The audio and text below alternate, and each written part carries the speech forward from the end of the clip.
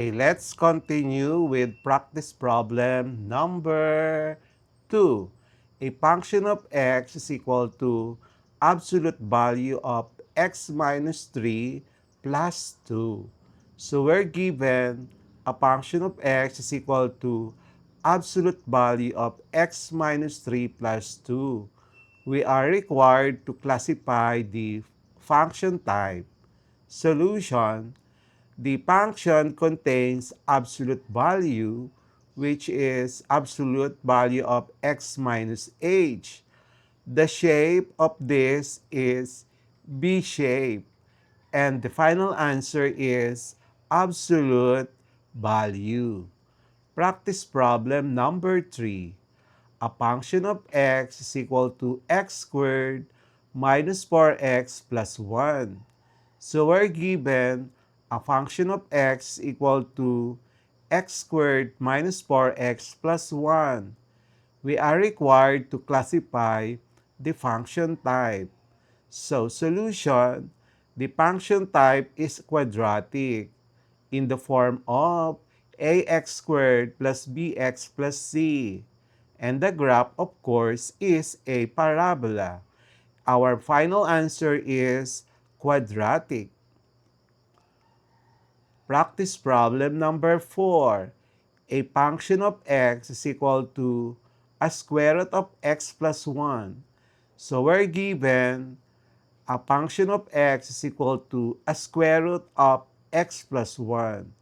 Required: classify the function type. So solution: equation contains a square root of x. The domain of x is, it should have to be greater than or equal to -1.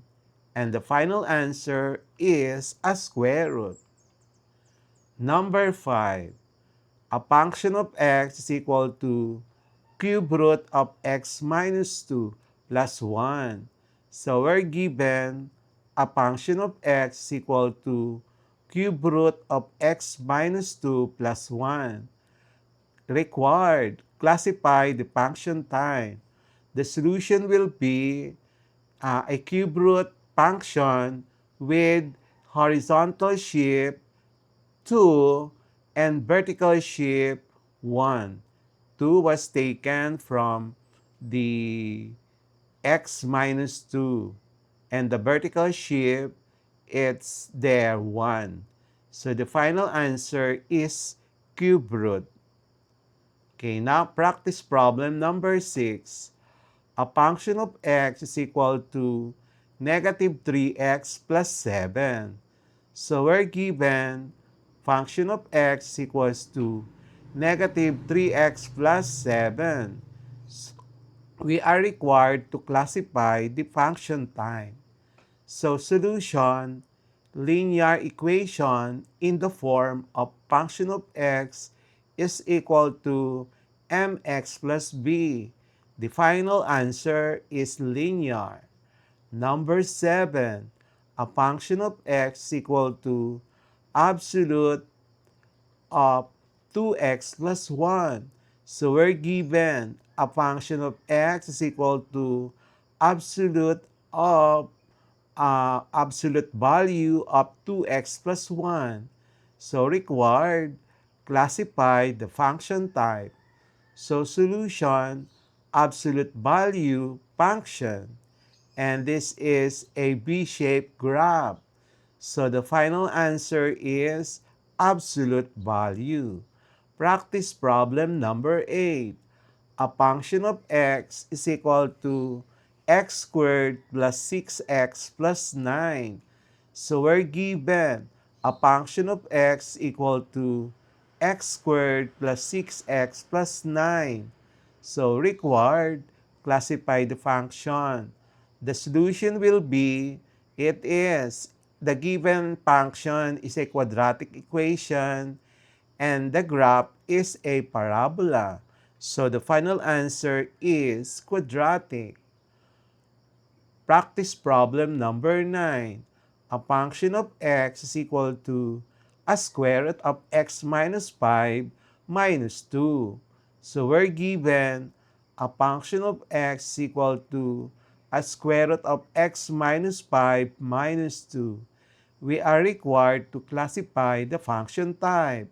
Solution: square root function with horizontal and vertical shifts. So the final answer is a square root. And then practice problem number 10. A function of x equals to the cube root of 2x plus 4. So we're given a function of x equal to cube root of 2x plus 4. Required, classify the function type. So solution, cube root function with horizontal compression and shift. So the final answer is cube root. Practice problem number 11. A straight line passing through 0 and 3 with slope negative 2. So the solution is linear, and then the answer is of course linear. Number 12. A B-shaped graph with vertex at 2, 0.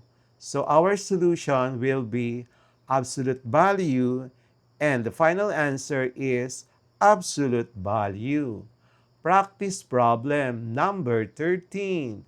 A parabola opening upwards with vertex at negative 1, negative 4. The solution is quadratic, and the final answer is quadratic. Practice problem number 4. Number 14.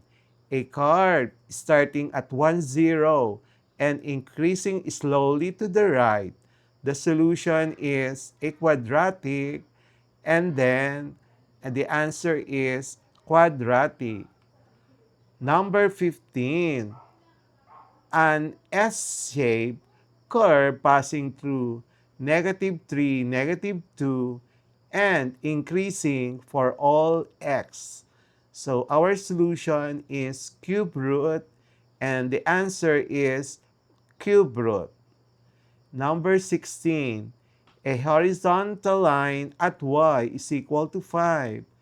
This is a special case with a slope equal to 0, and that is linear. So the final answer is linear. Practice problem number 17. A V-shaped graph symmetric about the y-axis, vertex at the origin. So the solution is absolute value, and the final answer is absolute value. Number 18. Practice problem number 18. A parabola opening downward, crossing the y-axis at 4. So, the solution is quadratic, and the final answer is of course quadratic. Practice problem number 19. A curve starting at negative 1, negative 2, negative 1, and increasing gradually. So our answer here is a square root, and the final answer is a square root. Practice problem number 20. An S-shaped curve rotated 180 degrees about the point 0, 0. The solution is the cube root, and the final answer is cube root. Our MCQ for quarter 2, numbers and algebra, lesson number 9, classifying functions, identifying linear, absolute value, quadratic, square root, and cube root functions through graphs and equations. So, our instructions here: classify each function based on its graph or equation.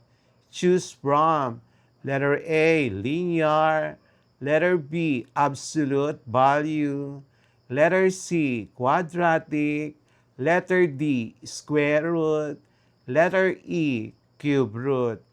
So these are the different choices, A, B, C, D, and E. For all the MCQs. And let's start. Number 1, a function of x is equals to 5x minus 3. Letter A, linear. B, absolute value. C, quadratic. D, square root. E, cube root. Number 2, a function of x is equal to absolute value of x plus 4. Is it A, linear, B, absolute value, C, quadratic, D, square root, F, cube root? Number 3, a function of x equals to x squared plus 2x minus 1. Is it A, linear, B, absolute value, C, quadratic, D, square root, E, cube root? MCQ number 4. A function of x is equals to the square root of x minus 2. So is it A, linear, B, absolute value, C, quadratic, D, square root, E, cube root? MCQ number 5. A function of x is equals to x plus 13. Is it A, linear? Is it B, absolute value? C, quadratic? D, square root? E, cube root? MCQ number 6. A function of x is equal to negative 7x plus 9. Is it A, linear? B, absolute value, C, quadratic, D, square root, E, cube root? Practice problem MCQ number 7. A function of x equals to the absolute value of 2x minus 5 plus 1. Is it A, linear, B, absolute value, C, quadratic, D, square root, E, cube root? Number 8, a straight line passing through 0, 2 with slope 4. Is it A, linear, B, absolute value, C, quadratic, D, square root, E, cube root? Number 9, a B-shaped graph with vertex at negative 3 and 1. Is it A, linear, B, absolute value, C, quadratic, D, square root, E, cube root? MCQ number 10. A parabola opening downward with vertex at 1, 5. A, linear, B, absolute value, C, quadratic, D, square root, E, cube root? MCQ number 11.